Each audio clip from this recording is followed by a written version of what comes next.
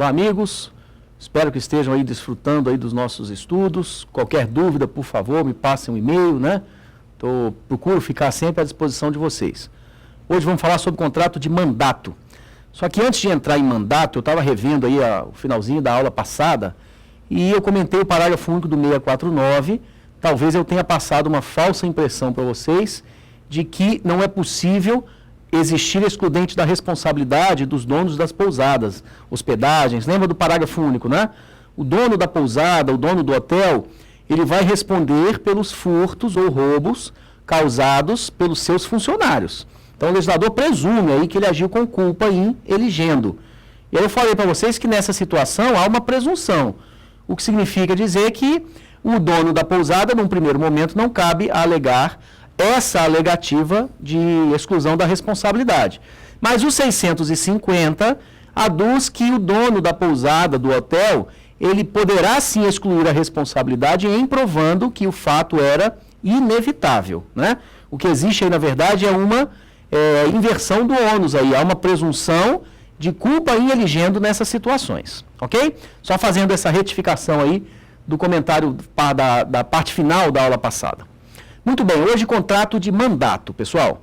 Contrato de mandato, ele vem na etimologia da palavra de manundare, né? Ou seja, dar as mãos, onde você firma um determinado contrato, ou então mandato também vem de mandare, então de uma pessoa que manda a outra fazer alguns atos ou praticar alguns interesses. Não confundir num primeiro momento mandato com mandado, né? Mandado é o mando realmente, né? É a ordem judicial, onde geralmente o juiz passa ao seu oficial de justiça para que ele faça, para que ele cumpra alguma determinação judicial. Então eu tenho um mandado judicial. Não confundir com mandato, né? Mandato é quando alguém recebe poderes para praticar atos ou administrar interesses em nome de uma outra pessoa. Então o contrato de mandato, o meu vereador, o meu deputado, o meu senador, que possuem um mandato, né? Ou seja, eles têm poder para falar em nome de todas as pessoas que votaram neles, etc.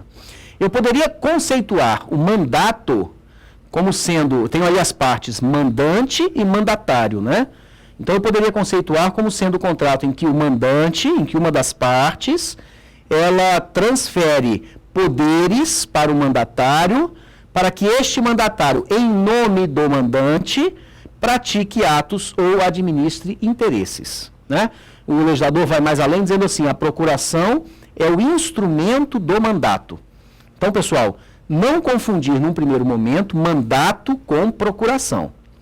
O mandato é o contrato pelo qual o mandante transfere poderes ao mandatário para que este, por sua vez, e em nome do mandante, pratique atos ou administre interesses. Se é contrato, eu preciso de duas declarações da vontade. Vontade do mandante, vontade do mandatário que aceita os poderes que lhe foram entregues. A procuração é o instrumento do mandato. Então, a procuração é o instrumento onde constam quais são os poderes que o mandante, por sua vez, outorgou ao mandatário. A procuração, então, pessoal, é uma declaração unilateral da vontade. Mandato é um negócio jurídico bilateral, é contrato. Procuração é um negócio jurídico unilateral, é uma declaração unilateral da vontade. Eu chego em casa agora, coloco no meu computador, escrevo procuração, coloco o meu nome, outorgado o nome do meu amigo, poderes, por exemplo, fazer a minha inscrição no concurso público. Datei, imprimi, claro, assinei, a procuração já existe. Mas eu ainda não tenho o contrato de mandato, porque o meu amigo ainda não aceitou os poderes. Eu já tenho a procuração, mas ainda não tenho o mandato. Não confundir também mandato, procuração com representação. Se o mandato é o contrato, a procuração é a declaração unilateral da vontade, a representação é esse instituto jurídico que permite que uma pessoa fale em nome de outrem. Olha como é que o mandato é perigoso, né? O mandato autoriza que uma outra pessoa fale em nome de uma outra, ou seja, o mandatário fala em nome do mandante E aí, pessoal, poucos são os atos em que eu não posso fazer através de um contrato de mandato. Somente aqueles atos personalíssimos é que eu não poderia fazer através de uma procuração. Até casamento é possível fazer por procuração. Logicamente que essa procuração, ela precisa ser dada por instrumento público, ela deve ser específica e ela tem validade só de 90 dias. Mas é possível haver casamento por procuração, né? Então, somente, por exemplo, fazer prova num concurso público, é claro que eu não posso fazer através de mandato, né? Prestar serviço militar, exercer a minha profissão, exercer um encargo público, por exemplo, essas situações você não pode fazer através de mandato. Mas, salvo essas poucas exceções, num primeiro momento, o contrato de mandato, todos os negócios jurídicos admitem representação. Tá, então a representação, falava eu, é esta ideia de que alguém fala em nome de outrem. Não confundir isso com o mandato. Existe representação sem mandato, por exemplo? Claro que sim. A representação pode ser legal. Os pais representam os filhos menores, né? Os absolutamente incapazes são representados por uma outra pessoa. Então eu tenho aí a possibilidade de algumas pessoas falarem em nome dos absolutamente incapazes. Tenho aí a representação. E não há contrato de mandato. E se eu perguntasse para vocês assim, seria possível haver agora mandato sem representação? Num primeiro momento parece que não, né? A doutrina até diverge um pouco. Alguns autores mais clássicos, o professor Caio Mário da Silva Pereira, entende que não. É claro que para que haja mandato tem que haver a representação. Porque o contrato é exatamente esse contrato, o mandato é exatamente esse contrato que alguém fala em nome de outrem, não é?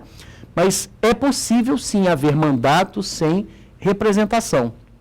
É uma situação rara, quando eu estiver diante da procuração em causa própria. Ora, o que é a procuração em causa própria? A procuração em causa própria é quando alguém ainda precisa falar em nome de um terceiro, mas quando ele pratica os atos, ele já pratica no interesse próprio e não de um terceiro.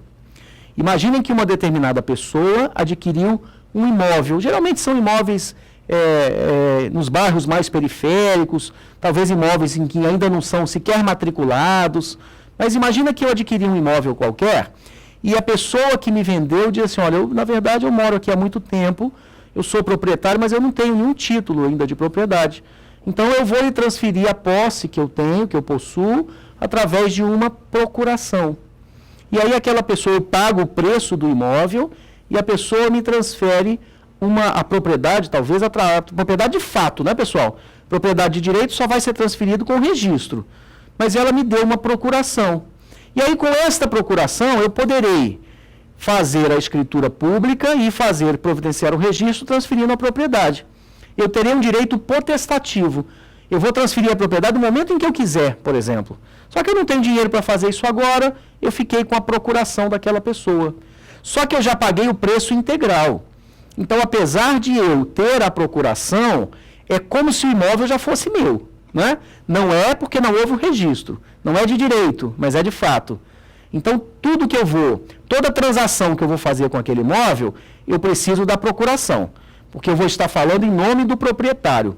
Só que como eu já paguei o preço, eu não preciso da autorização do proprietário. Eu não vou procurá-lo para saber, olha, eu posso alugar o imóvel? Aquele imóvel que eu comprei, será que eu posso vender? Será que eu posso doar? Não, eu vou fazer tudo e vou atuar em causa própria. E a procuração em causa própria seria um contrato de mandato sem a representação. É estranho, né? Porque, na verdade, eu preciso da procuração, mas eu já estou praticando os atos em nome próprio. Apesar de precisar da procuração, porque ainda falo em nome daquele proprietário. Então, a ideia é não confundir mandato com procuração. Mandato é contrato, procuração é declaração unilateral da vontade. E não confundir também mandato com representação. Representação é o instituto pelo qual alguém fala em nome de outrem. É possível existir representação sem mandato, isso é claro, e é possível que às vezes também haja mandato sem representação, seria o caso da procuração em causa própria, que não é uma situação muito frequente, muito rotineira. Muito bem. O mandato, então, que é este contrato em que uma pessoa chamada mandante outorga poderes para uma outra, que é mandatário, possa, em nome do mandante, em seu nome, praticar atos ou administrar interesses. Como ficaria, pessoal, a classificação do contrato de mandato? Então vamos aí novamente ao quadro. Estamos falando, portanto, sobre mandato, onde as partes serão mandante e mandatário, né? Bom, a primeira pergunta seria, será o mandato um contrato bilateral ou unilateral? Ou seja, será que o mandante tem obrigações? Será que o mandatário tem algumas obrigações? E aí eu pergunto, quais seriam as obrigações do mandante aí no caso? Vocês devem pensar assim, bom, as obrigações do mandante seriam cumprir com as obrigações do contrato que o mandatário fez em seu nome. Sim, mas aí não seria obrigação do mandante. Seria a obrigação daquele contratante. Então, por exemplo, se eu outorguei poder para que o meu amigo vendesse o meu carro, aí ele vendeu. Qual é a obrigação que eu tenho? Entregar o carro. Mas entregar o carro não é uma obrigação que surgiu do mandato. Ela surgiu do contrato de compra e venda, que o mandatário fez em meu nome, né? Então, vejam vocês, mandatário, por sua vez, tem obrigação? O mandatário, sim. O mandatário tem que ser zeloso, né, nos interesses do mandante, ele deve ser fiel às instruções que recebeu. Então, o mandatário tem algumas obrigações, mandante não tem. Ah, professor Perazzo, mas será que o mandante, ele também não vai, por exemplo, remunerar o mandatário quando isso for possível? Ah, é verdade. Se o contrato for remunerado, a obrigação do mandante é pagar o preço agora. Mas o legislador trabalha com o mandato gratuito. Tá, mas mesmo sendo o contrato gratuito, se o mandatário tiver algumas despesas extras para a realização dos atos, ele não vai cobrar isso do mandante? Vai. Mas esta cobrança não será específica do contrato de mandato. A gente viu isso em contrato de depósito, lembram? Então, a rigor, o mandante, num primeiro momento, não tem obrigação. Somente terá obrigação se o mandato for remunerado. Isso faz com que o mandato, vou aqui ao quadro, o mandato seja um contrato unilateral. Unilateral.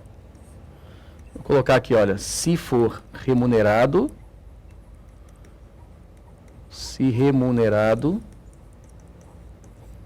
aí passará a ser bilateral.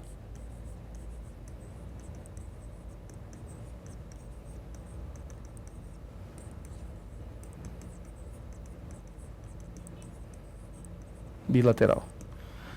Muito bem, unilateral, por sua vez, gratuito em regra, né? Porque só uma das partes tem vantagem, gratuito ou benéfico. Gratuito ou benéfico. Mandato é contrato consensual, se aperfeiçoa com o mero acordo de vontades, né? Não é contrato real, e por sua vez é contrato não solene.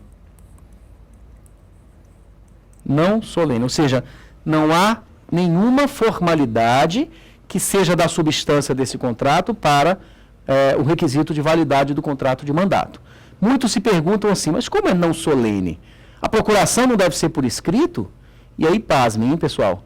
O contrato de mandato, e o mandato geralmente é verbal, né? Ele se instrumentaliza até pela procuração, é verdade. Talvez ele se instrumentalize pelo contrato de prestação de serviços que há adrede ao contrato de mandato. Mas o contrato de mandato, na maioria das vezes, é verbal. E o legislador ainda permite que até mesmo a procuração me seja verbal. E aí fica meio estranho, porque ninguém vai contratar com a outra parte, acreditando que ele tem poderes, mas se a outra parte não apresentar os poderes.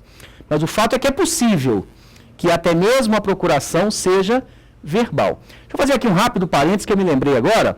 Não confundir mandato com gestão de negócios, hein, pessoal? Gestão de negócios é declaração unilateral da vontade. Mandato é contrato. Então, a gestão de negócios, ela se dará quando uma determinada pessoa, por um motivo qualquer, desaparece e eu começo a administrar os negócios dela, sem ter procuração para tanto, sem ter poderes para tanto. Mas aí, se eu angariei rendimento, lucro àquela pessoa, eu vou cobrar agora os gastos que eu tive. Então, gestão de negócio seria, por exemplo, o meu vizinho desapareceu. Passou 5 dias, 6, sei lá, uma semana, um mês fora, e aí eu vendo que ele desapareceu, ele não comunicou nada a ninguém, mas eu, porque sou amigo dele, eu pedi que o jardineiro também cuidasse do jardim. Chegou uma conta lá que eu vi que era urgente, aí eu mesmo fui, me antecipei e paguei a conta dele. Eu não tenho procuração, eu não estou falando em nome dele, mas em virtude da nossa amizade eu estou gerindo os seus negócios. E aí quando ele retorna eu vou cobrar, porque estava de boa fé, eu vou cobrar os gastos que eu tive. Isso é gestão de negócio. A doutrina dá outro exemplo que é assim, 2 amigos que estão viajando, uma viagem ao exterior, por exemplo, e um deles falece na viagem. E aí aquele amigo providencia a compra do caixão, providencia o traslado do corpo, etc. E teve gastos. Vai cobrar depois da família do morto, né, do decujus. Mas ele não tinha procuração para falar em nome da família, mas ele praticou gestão de negócios. Então, gestão de negócios é declaração unilateral. Mandato é contrato. Tá, eu falava da procuração, que o legislador admite que o contrato de mandato possa ser verbal e admite que até mesmo a procuração possa ser verbal. Agora, vejam vocês, se o mandato é feito para a realização de um negócio jurídico e este negócio jurídico exige uma solenidade, aí o contrato de mandato passa a ser solene. Exemplo, se eu quero outorgar uma procuração para que alguém possa comprar um imóvel em meu nome, imóvel este acima de 30 salários mínimos, que se exige escritura pública, aí eu preciso fazer a procuração através de um instrumento público também. Então, nessa situação, o mandato vai acompanhar o contrato ou o negócio jurídico principal. Se o negócio jurídico principal for solene, aí o meu contrato de mandato passa a ser solene também. Então, em regra, ele é não solene. E o professor Caio Mário ainda diz o seguinte, que o contrato de mandato, ele tem uma característica que os outros contratos não possuem. Ele é um contrato preparatório. Vou colocar aqui no quadro, olha. Mandato na classificação, ele também será um contrato preparatório. Por que preparatório? Porque ele existe para que o mandatário realize outros negócios em nome do mandante. Contrato de mandato, ele não existe por si só. Eu não vou dar poder para você para não fazer nada. Eu vou dar poder para você para que você possa me representar na realização de um determinado negócio jurídico, né? Eu disse a vocês que mandato é um contrato perigoso porque o mandatário pode agir em desacordo com as instruções, mas se ele age dentro dos poderes, obriga o mandante, né? Então, por exemplo, eu estou fazendo uma procuração para que um amigo meu possa administrar o imóvel que eu possuo lá em Minas Gerais, por exemplo, lá em Belo Horizonte, né? Um abraço carinhoso aí aos meus conterrâneos, aos meus amigos mineiros. Então, eu estou fazendo uma procuração para que um colega meu possa administrar o meu imóvel. Eu combino com ele que essa procuração vai servir para que ele possa alugar o meu imóvel, por exemplo. Só que eu coloco na procuração os poderes específicos dizendo que ele poderá alugar, vender, doar, fazer garantia real, etc. Enfim, coloco vários poderes.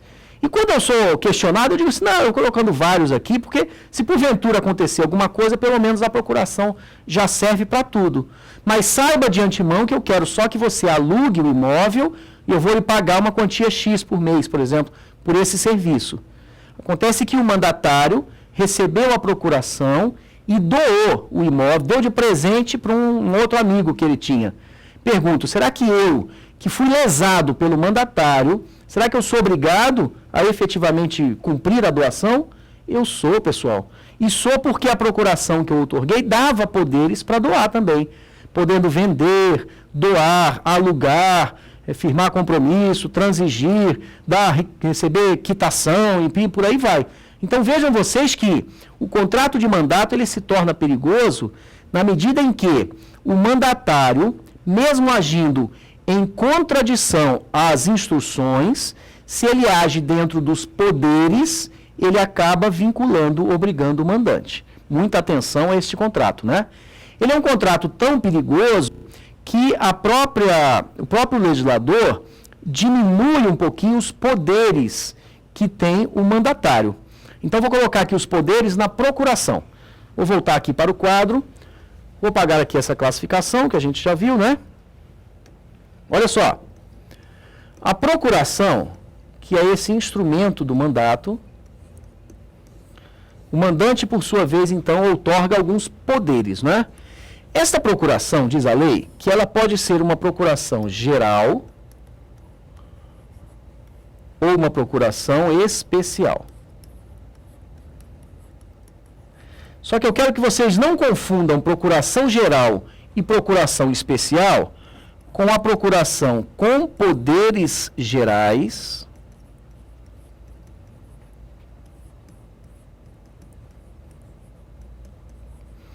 e a procuração com poderes especiais.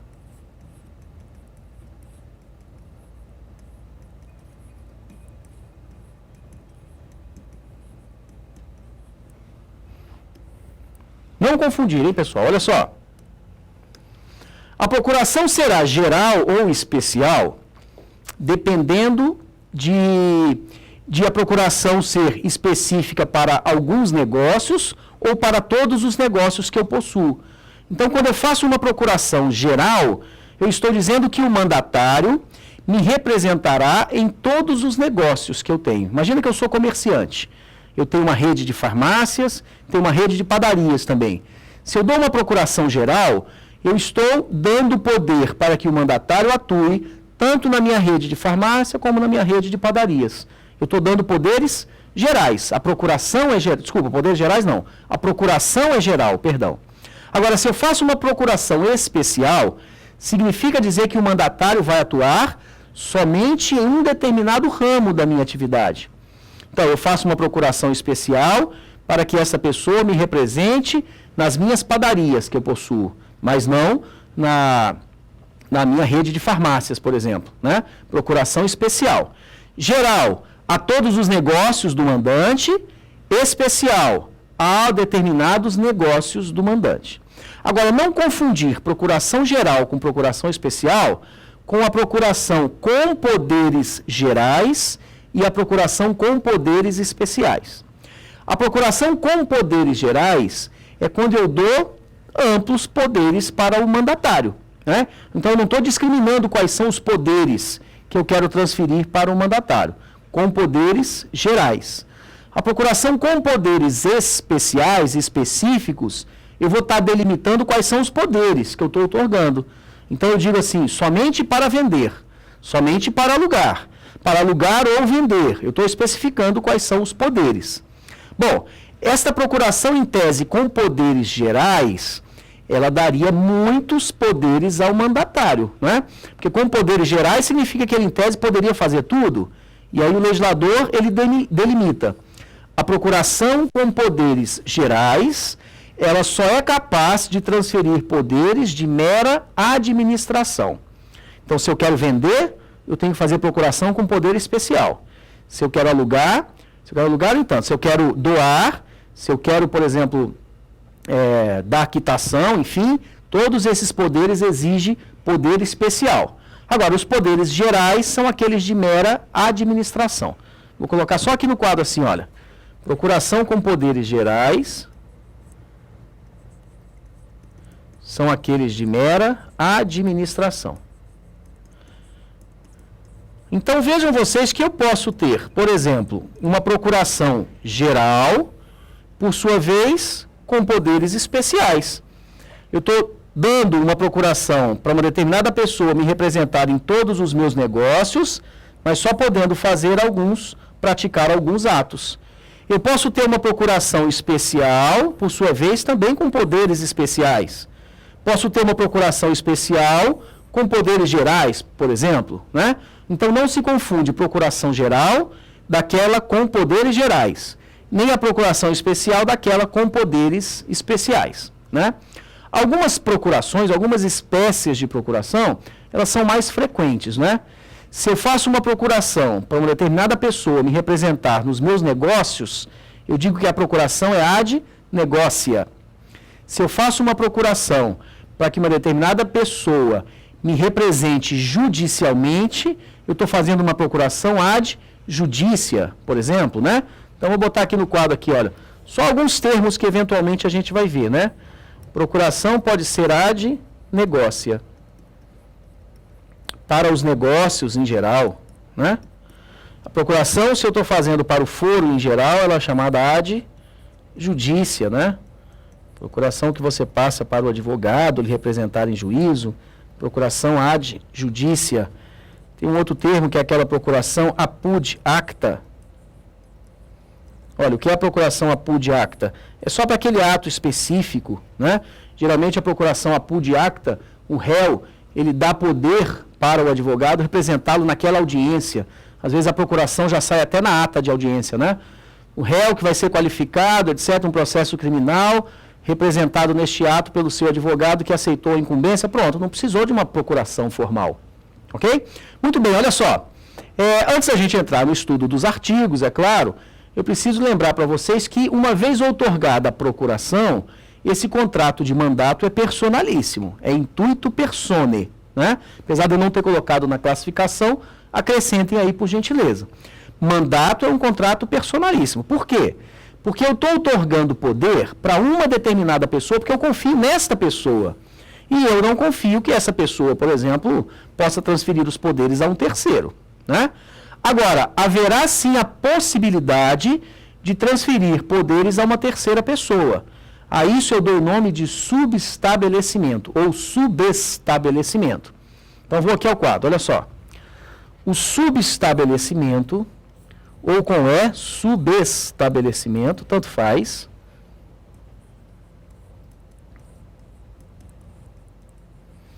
O subestabelecimento é essa possibilidade de o mandatário transferir os poderes que recebeu a uma terceira pessoa. Este subestabelecimento, ele pode ser com reserva de poderes.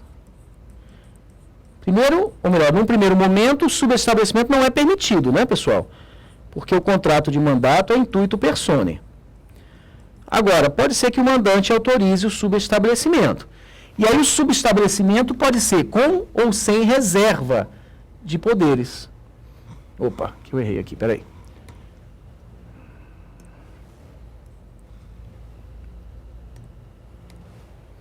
Com ou sem, né? Opa.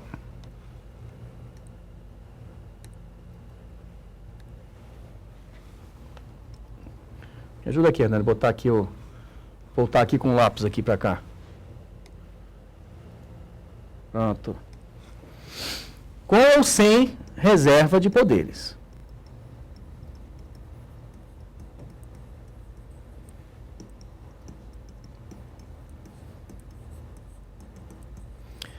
E não confundir esse subestabelecimento com ou sem reserva com um subestabelecimento geral ou parcial, né, pessoal? São coisas diferentes. Então, olha só. O subestabelecimento é esta possibilidade de o mandatário transferir os poderes que lhe foram entregues para uma terceira pessoa.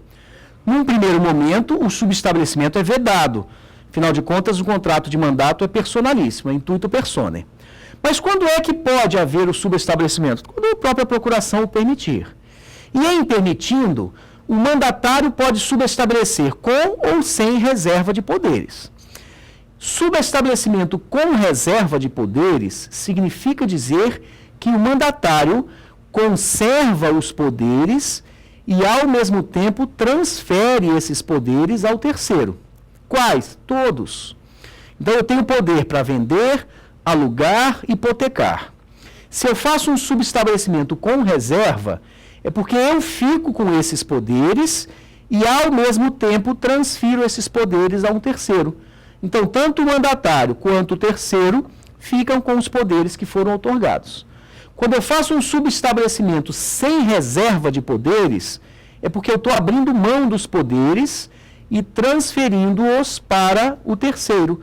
Então, a partir do subestabelecimento, eu já não posso mais falar em nome do mandante. Só quem fala em nome do mandante agora é o próprio mandatário. Não confundir o subestabelecimento geral ou parcial, né? Se eu tenho, por exemplo, o poder de vender, alienar, vender, doar ou hipotecar, por exemplo, eu posso fazer um subestabelecimento parcial, onde eu pego somente o poder de alienar e transfiro para uma pessoa. Então eu fico com o poder de vender e doar e transferir só o de hipotecar. Eu estou fazendo um subestabelecimento parcial. Não confundir isso com o subestabelecimento com reserva. Com reserva de poderes eu conservo todos e ao mesmo tempo transfiro todos também. Ok? E por sua vez o subestabelecimento geral significa dizer que eu estou transferindo todos e não só alguns dos poderes. Vamos fazer um rápido intervalozinho aqui, a gente volta discutindo sobre o contrato de mandato. Um abraço.